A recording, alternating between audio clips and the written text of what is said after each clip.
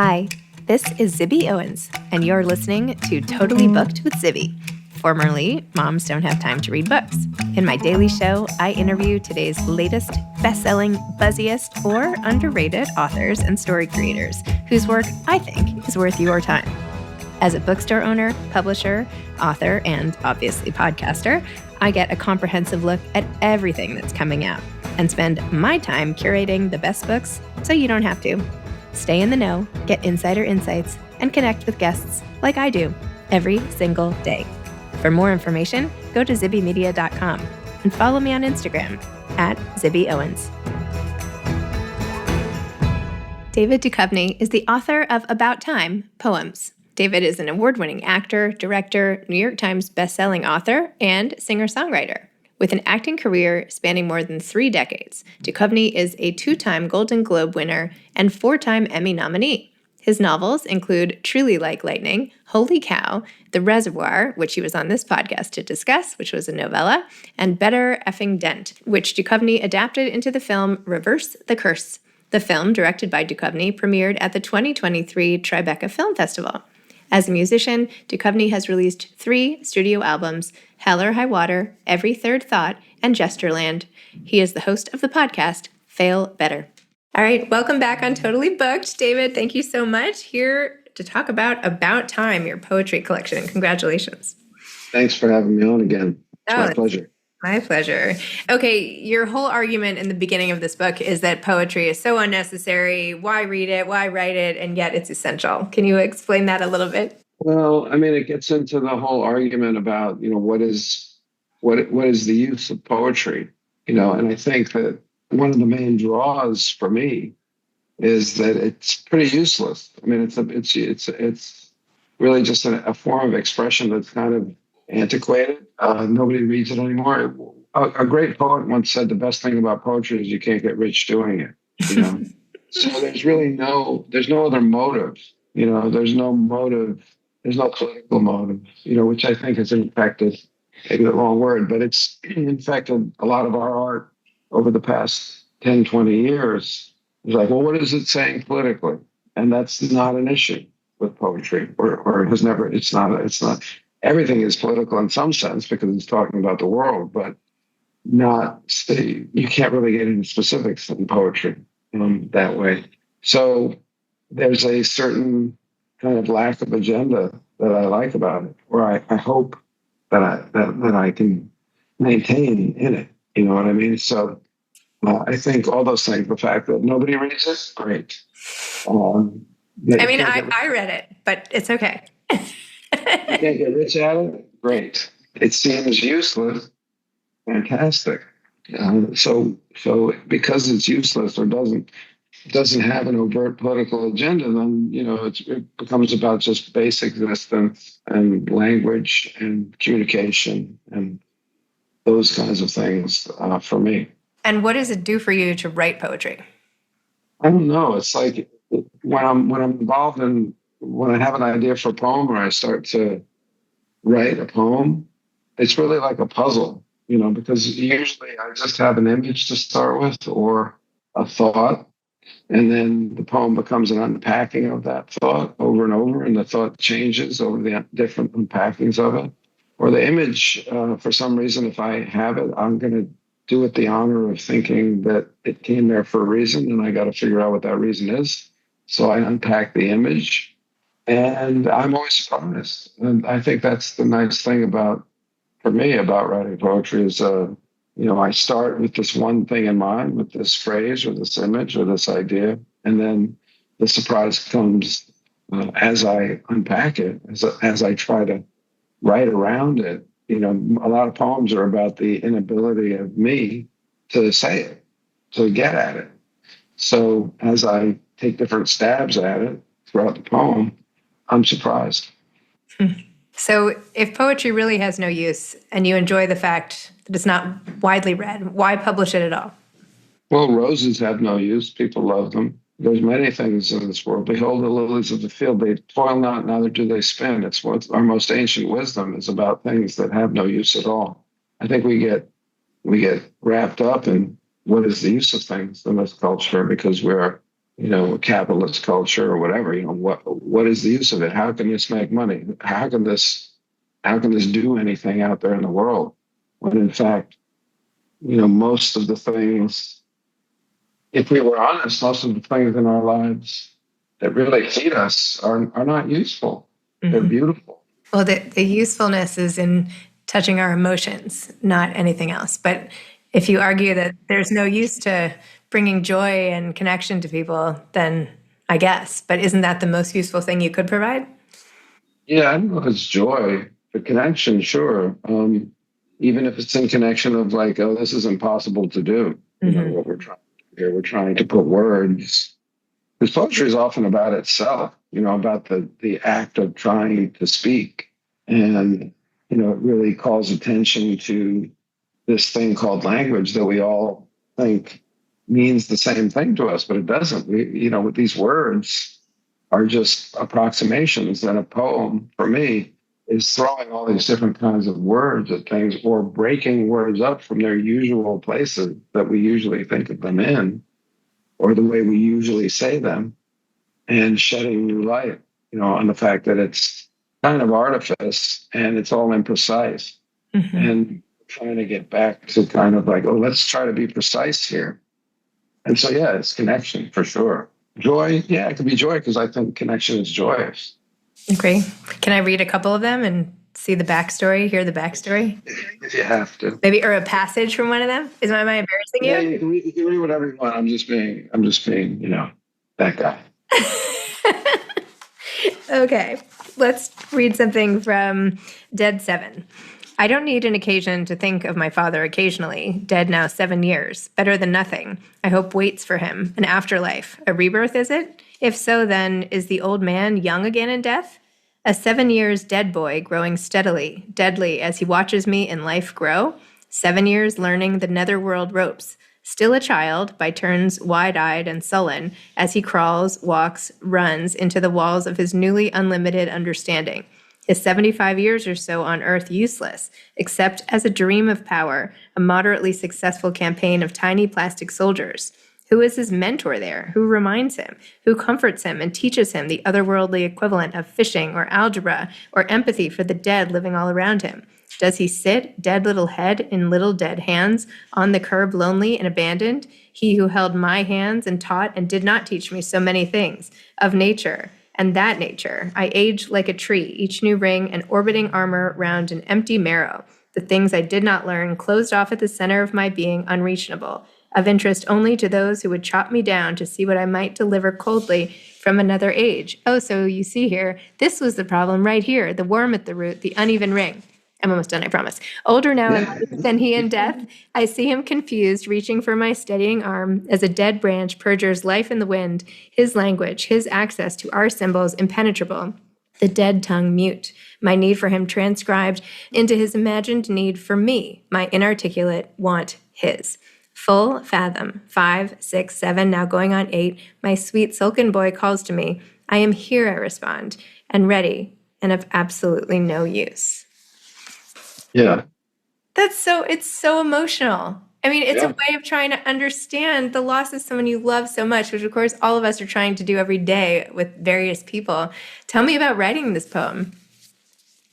Well, clearly it was on, I think, the 7th anniversary of my dad's death, which is a while ago already, just 15 years ago. That poem's probably 15 years old. Yeah, if he died in 2003, I think he did, or 4, I think 3, then yeah, that would be sometime 2010. And I guess I just had that thought on an anniversary, like, oh, 7 years. And then this impossible notion of, well, what if we are born again, but we're not here? We're born into some other consciousness, some realm of death where we grow, where it's not just the end of something. And then kind of, I guess I'm trying to think back, but I think I was excited by this idea of him being younger than me and me being his mentor or his father in some way, and feeling for his confusion, feeling as one feels for the confusion of one's own children. And that it moves me as I speak. So I'm sure it moved me back then to kind of pursue it further. Um, what what would be those things that a living dead person, not our movie versions of Living Dead, not The Last of Us or The Walking Dead or whatever, but more of a consciousness, less of a spectacle. So just and then I think it becomes like unclear who I'm talking about, whether I'm talking about me as his son or him as my son, and it's really forging. I think it's me trying to forge or renew a relationship with him now that he's gone. And that's why at the end it's very sad that I'm ready finally, probably because I have been a father. I'm ready finally to have a connection with him and to help him, but it's too late. I'm of absolutely no use, so because he's dead. So I guess that's where that poem comes from. If I'm to explicate it, I think it's pretty understandable. What do you think happens? Are you someone who like talks to your dad or says like, here's what I'm working on with my child, or what do you think? Oh, I mean, I think they live on, but I think they live on in our minds, in our hearts or souls in some way.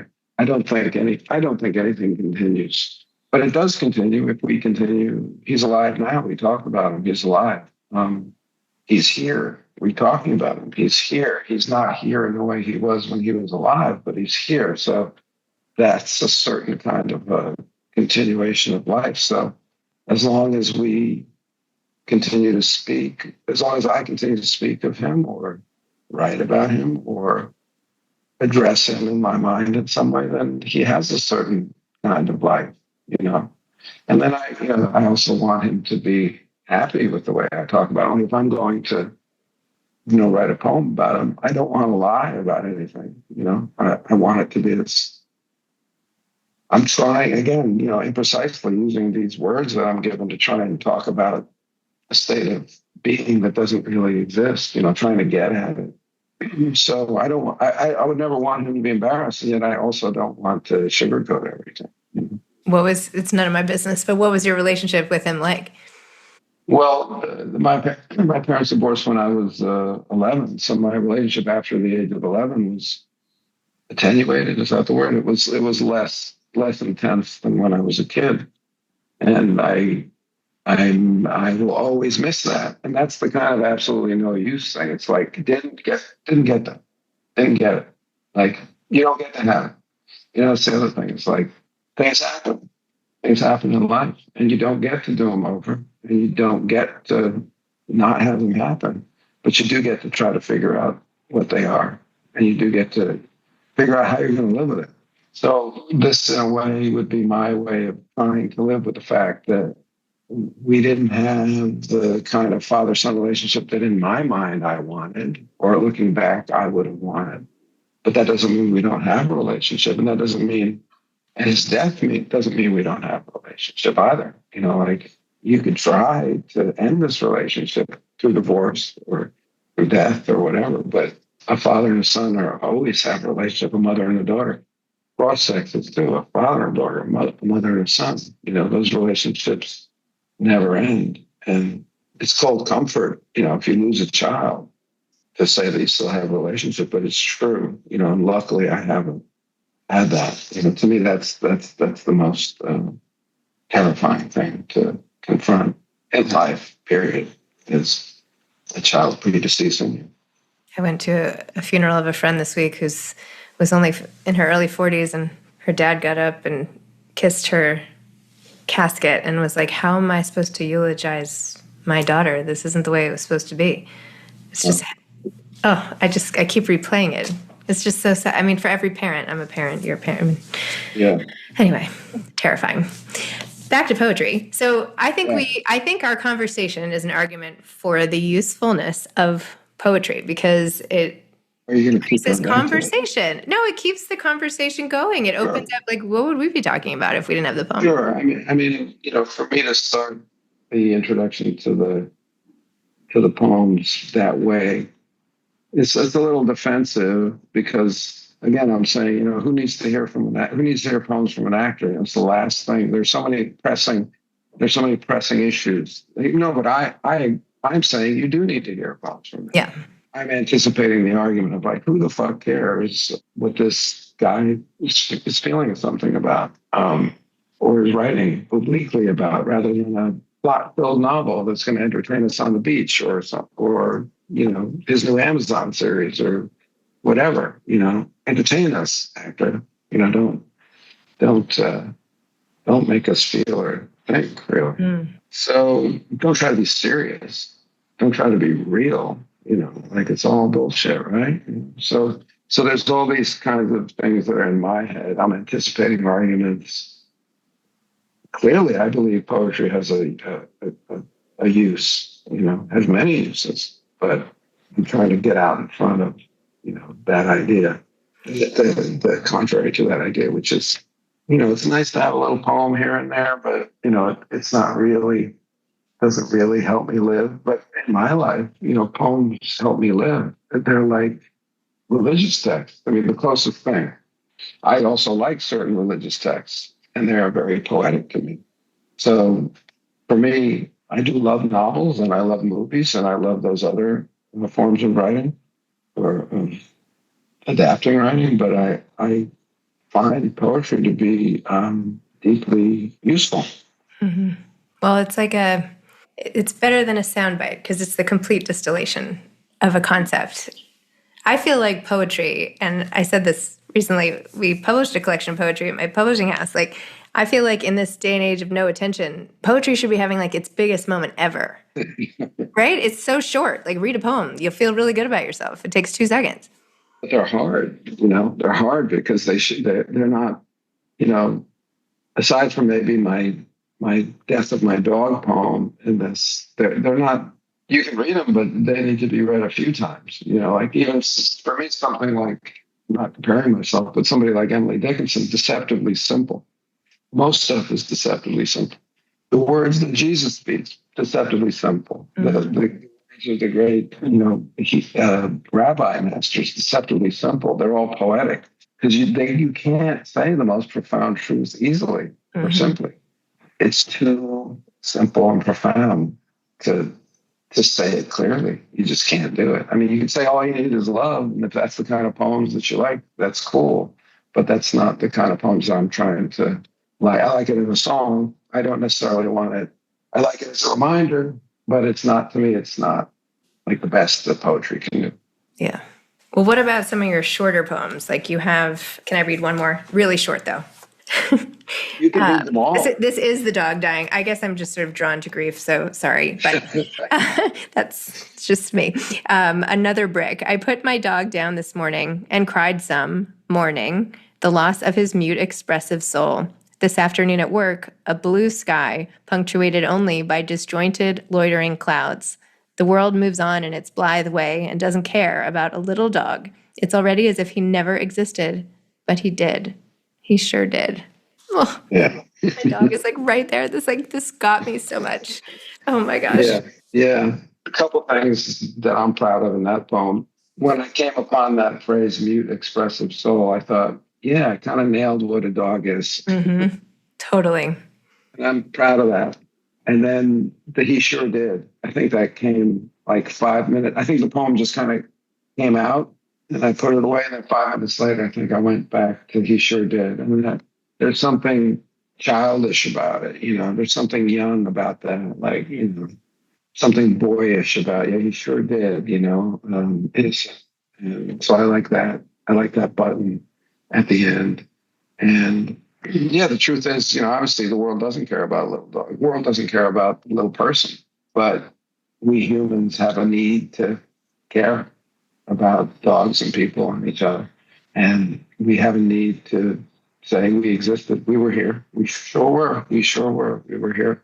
So it becomes, mourning for all of us in the future as well. And also, the Marlene aspect of it is always, that gets everybody, everybody. I don't know what it is about dogs, but we are opened up by them. It's true. Just at lunch right before this, my dog came over and I kind of imitated her voice, and it came, which I never do. And literally everyone at the table was like, that's not what she would sound like.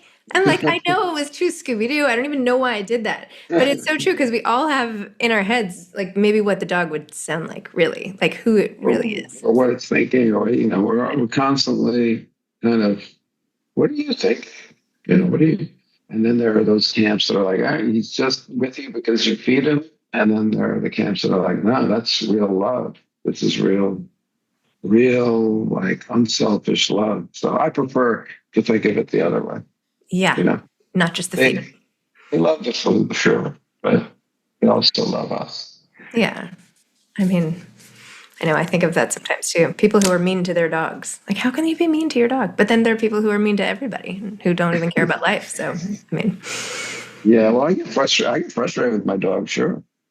But I like to think I'm never mean to my dog. But yeah, certainly. And Brick was, Brick, that dog. That's why I called another Brick. That was the name of that dog. So he had a rough last couple of years, and it's frustrating, to take care of a dog that's shitting all over your house and throwing up, and it's basically has dementia, and it's hard to know,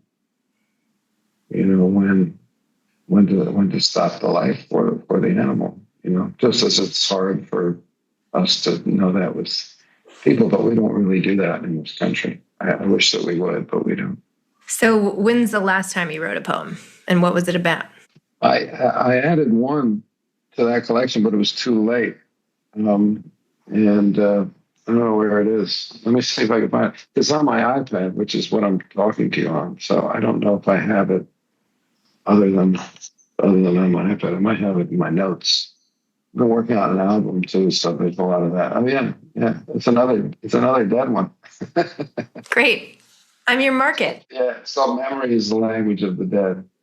So that's the last poem I wrote. Excerpt, one line, teaser. Memory is the language of the dead. I feel my fluency growing, even as brute remembrance fades from surround sound storyboards to melodies unheard and near atmosphere. Memory is the kingdom of the dead. I have visited it in sleep, had my passport stamped by a three-headed dog. Memory is thick with dogs. It goes on. That's beautiful. More dogs. More dogs. More beauty. So that's going to be, I think that's on the Amazon Audible. I had it in time to record my readings of the poems, but it's not in the actual book. But in the book, a couple of the last three poems are the most recent. God is a Changed Man is recent. I Say No is recent. And Homesick for Mystery. Those are all probably the most recent, and they're towards the end. This one too, how you ended the whole thing. One door closes and you cross out closes and write opens. Another door opens, you cross out opens and put closes. That would just keep circling. Yeah. So that's the kind of thing, that's the kind of knowledge I think that poetry can give us. Mm-hmm. It never, that's what I mean. It's not useful. It's like, what the fuck am I supposed to do with that saying? What do you mean? It's like, it's never stopping. It's like it's opening and closing at the same time. What do you mean? And I just say, yes, that's exactly what I mean. Like it's not useful, but it's useful in that it puts you maybe in a state of mind that you recognize. And then there's that connection that you're talking about. Well, your sort of preemptive defense that the world doesn't need poems by an actor. The world doesn't really need anything, but from an actor. Well, that's not true from from anybody. It's true. The world doesn't need, anything. But it doesn't mean that they won't appreciate it and like it very much. Yeah, no, I think sometimes maybe you can appreciate it more, if it has no agenda on you. Yeah. If it's not trying to convert you religiously, politically, anyway. It's just kind of trying to put you in a state of mind that opens and closes at the same time, Yeah. Wow. Well, thank you. Thank you for taking your time to talk about time with me and to... Well, I thank you again for having me on again. My pleasure. I love coming on with you, and I love the fact that you're a reader and you speak about books and you try to speak to people who read. Maureen Dowd just had a really interesting article. I don't know if you read it on Sunday. she was talking about like the statistics are men don't read anymore. You know, like readers are women. And Maureen was saying, men who read are sexy. That's Maureen. And there was a picture of James Dean reading a book on the article. But yeah, I mean, I would like everybody to read. I think reading is what makes us human in many ways. And I wish that men would read more, and men can write poetry. It's not just, I'm not saying women shouldn't read, or I'm not making a distinction. I'm just saying I want more readers, but I'm afraid it looks like because of phones and the way we're living that people just are out of the habit of reading. And I think if they can get something out of a book, even one that says you can't get anything out of it, maybe they'll continue to read, Yeah. I'm pushing the same cause here. You are. Yeah, I agree. There's a fundamental empathy you get from reading that you can't get through watching things or literally. Hearing things or whatever. So yeah, I agree. Literally, you're allowing somebody to take over your mind. Yeah, I know. I think it's the coolest thing. Like, how can you not do this? Anyway. Yeah. All right. Well, thank you so much, and best of luck with your collection. I appreciate it. Okay. Thank you. Bye. Nice to see you again. You too. Thank you for listening to Totally Booked with Zibby, formerly Moms Don't Have Time to Read Books. If you loved the show, tell a friend, leave a review, follow me on Instagram @ZibbyOwens, and spread the word. Thanks so much. Oh, and buy the books.